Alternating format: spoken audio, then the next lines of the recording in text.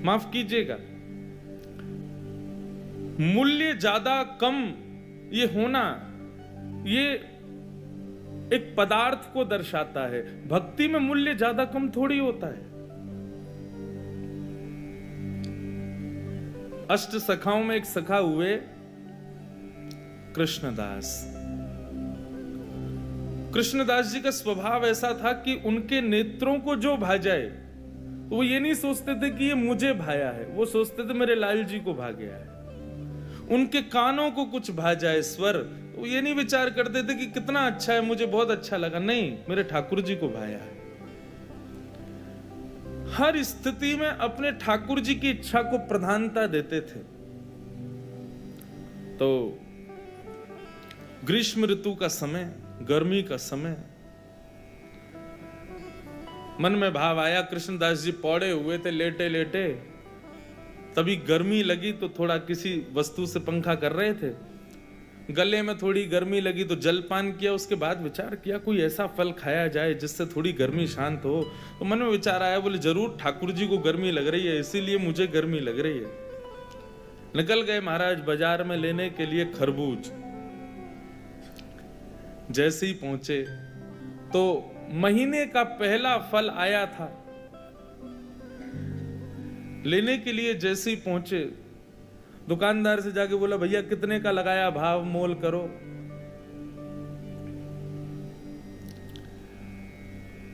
दुकानदार ने जो भी भाव था उसका 1 रुपया 2 रुपया बताया, बोले इतने का है, लो। यहां कृष्णदास जी खरीदने लगे, इतने में ही राजा के सैनिक आ गए। सैनिकों ने आकर कहा, बोले नहीं, महीने का पहला फल है, पहले राजा की सेवा में जाएगा, बाद में किसी मंदिर मठ में जाएगा। कृष्णदास जी बोले यहां तो हमारे लाल जी की नाक कट जाएगी अगर ये फल राजा के यहां गया तो। महीने का पहला फल है, ठाकुर जी की सेवा में जाना चाहिए। अब इनको प्रवचन क्या सुनाऊं मैं? ये राजा के यहां रहने वाले लोग, इनमें बुद्धि विवेक तो होता नहीं है, केवल तनख्वाह के लिए राजा की जय जयकार करते हैं। हमारे यहां तनख्वाह थोड़ी देते हैं ठाकुर जी, हम तो फिर भी जय जयकार करते हैं। ये राजा के लोग, इसको क्या समझाऊं मैं? कृष्णदास जी उनको समझाते तो बात बिगड़ जाती। कृष्णदास जी ने बोला भैया देखो, पहले हम आए तो हमको देना चाहिए। दुकानदार बोला पहले आप आए हो, लेकिन अगर इनको नहीं दिया तो ये दंड दे सकते हैं मुझे, राजा के लोग हैं, मैं तो इन्हीं को दूंगा।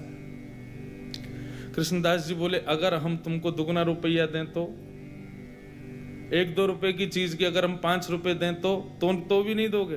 तो उसका मन थोड़ा लोभ में आ गया। उसने कहा भैया देखो, आप भले ही राजा के यहाँ से, लेकिन राजा सबका भला चाहता है ना, अगर इनकी वजह से मेरे घर की रोटी बढ़िया आ जाए तो फिर मैं इन्हीं को दे देता हूं, ये 4 रुपया दे रहे हैं।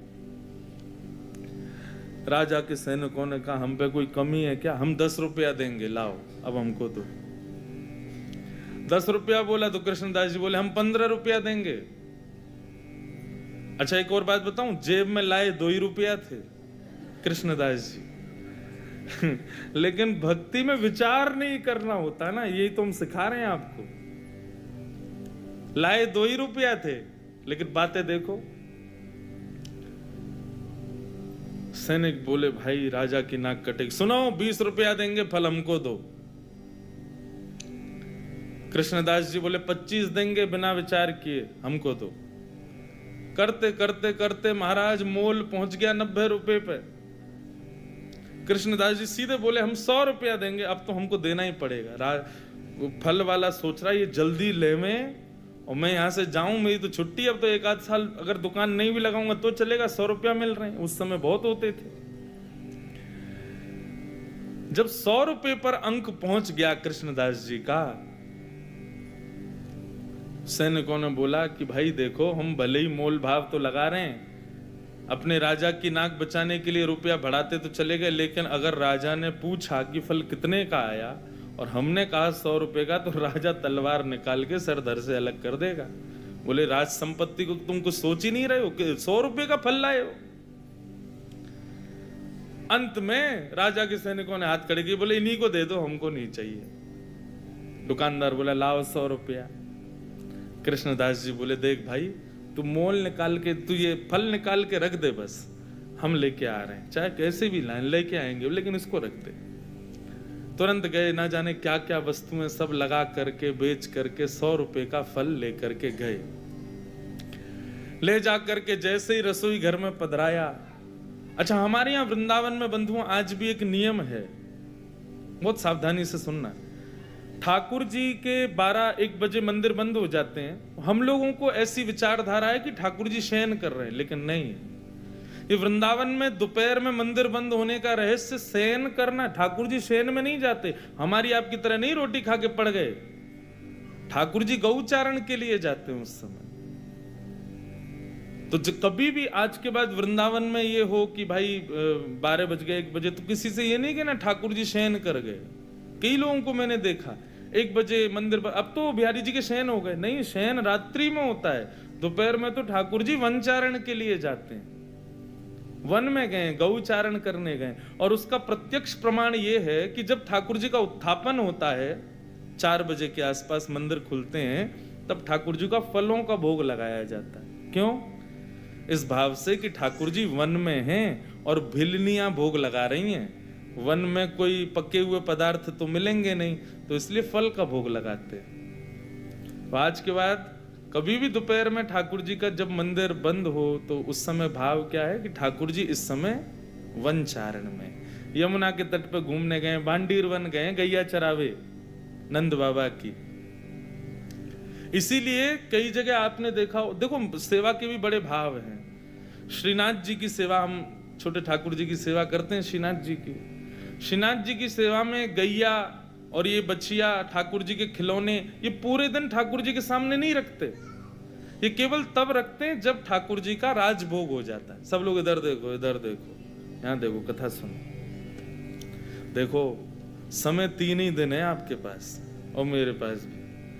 कोई कितनों चिल्लावे, आवे जावे, कूद पड़े आपके ऊपर, आप अपनी दृष्टि यहां से मत हटाना। दृष्टि और कान ये दोनों बस यहीं रखना। तो हमारे यहाँ नियम है ब्रज में कि ठाकुर जी के आगे गैया, ठाकुर जी के आगे खिलौने, ठाकुर जी की लकुट वगैरह, ये सब राजभोग के बाद दराई जाती है। क्यों? कि अब ठाकुर जी तैयार हो गए वन में जाने के लिए। तो आज भी नियम से सेवा वैसी चलती है। पूरे दिन गैया आदि नहीं रखते ठाकुर जी के आगे। और फिर हर मंदिर की व्यवस्थाएं अलग हैं। राधा रमन जी की अलग है, राधा वल्लभ जी की अलग है, बिहारी जी की अलग है, श्रीनाथ जी की अलग है, गोविंद देव जी की अलग है। पर सब जगह भाव यही है कि दोपहर में ठाकुर जी गौचारण के लिए जाते हैं। तो कृष्णदास जी दोपहर में फल ले आए, रसोई घर में लाके फल रख दिया। रसोईया जी को बता दिया जाके, बोले हमने जो है वहां रसोई घर में फल रखा है, अभी उत्थापन में ठाकुर जी को खरबूज का ही भोग लगाना।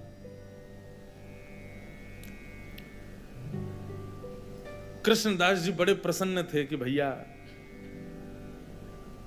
महीने का पहला फल ठाकुर जी की सेवा में आएगा, ठाकुर जी पाएंगे, आनंदित हो जाएंगे। रसोईया स्नान ध्यान करके जैसे ही रसोई घर में गए, पूरी रसोई खोज ली, लेकिन महाराज फल नहीं मिला। कोई ले गया उसको वहां से। बाहर आके कृष्णदास जी से कहा, बोले कि कृष्णदास जी अंदर तो फल है ही नहीं। बोले अरे मैंने वहीं रखा है। बोले मैंने देख लिया, कहीं भी नहीं है, सब जगह खोज लिया महाराज, फल तो कहीं चला गया, उसको कोई और ले गया। कृष्णदास जी बड़े व्याकुल हो गए। बोले एक तो मैं अपने लाला की नाक बचावे के काजे राजा के सिपाहियन से लड़ झगड़ के लायो, 2 रुपया के फल को 100 रुपया को लेके आयो, कितनी वस्तु बेच के आ गए हो। इस बात का दुख नहीं कि इतना महंगा लाया, इस बात का दुख नहीं कि इतना लड़के लाया, इस बात का दुख कि ठाकुर जी उसको पा ना पाए, कोई और ले गया। बड़े दुखित बैठे थे मंदिर के अंदर। उत्थापन का समय अन्य फलों का भोग ठाकुर जी को लगा दिया, लेकिन कृष्णदास जी का मन बड़ा विचलित। पुजारी जी आए, बोले कोई बात नहीं, अब हमने अन्य फलों का भोग लगा दिया है, अब फिर कभी कृष्णदास जी, अब कृष्णदास जी किस किस को बताएं। अच्छा एक और बात बंधुओं, जो बात बात पे ये बताए ना, मैं तो ये करके लाया था, मैं तो इतनी मेहनत से लाया था, समझो उसको इस बात से चिंता नहीं कि ठाकुर जी ने धारण नहीं की, उसको इस बात की चिंता कि मैंने मेहनत की थी। कृष्णदास जी को ये चिंता ही नहीं थी कि मैंने कितना श्रम किया, उनको ये चिंता थी ठाकुर जी ने पाया नहीं।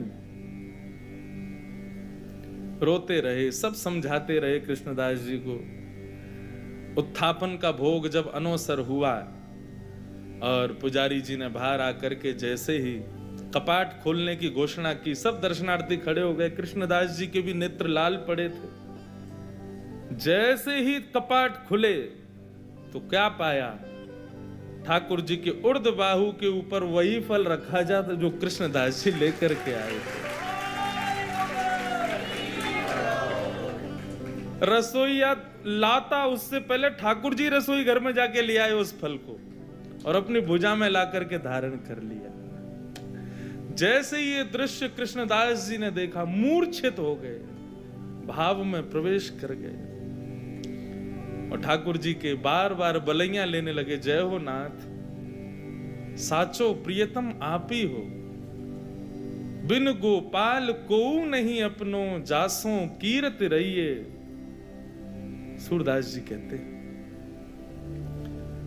संसार के प्रेमी लोग कितना भी प्रेम का आप उनके सामने बखान कर दो, कितना भी अपना प्रेम उनके सामने उजागर कर दो, कभी ना कभी उसका त्याग कर देंगे। लेकिन ठाकुर जी आपके प्रेम को हृदय से लगा करके रखते हैं।